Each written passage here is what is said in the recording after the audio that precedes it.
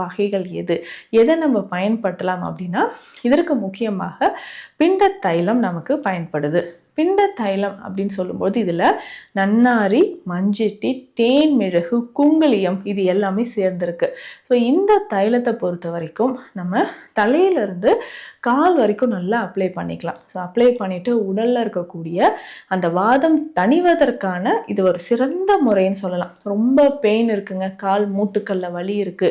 So இதை சரி செய்யணும் அப்படின்னா நான் என்ன பண்ணலாம் அப்படின்னு கேட்டிங்கன்னா, மூட்டுக்கல்ல எங்கெல்லாம் வலி இருக்கோ தைலத்தை கொஞ்சம் கொஞ்சமாக அப்ளை பண்ணிட்டு அதுக்கப்புறம் வெந்நீர்.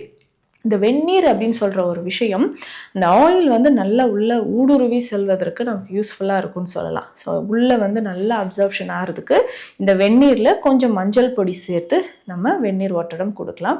அல்லது நம்ம வந்து சாதம் வடித்த கஞ்சி இருக்கு இல்லைங்களா, இது வந்து இளம் சூட்டில் பொறுக்கக்கூடிய சூட்டில் மூட்டு பகுதியில் நம்ம ஒத்தடம் கொடுத்துக்கிட்டே வரலாம்.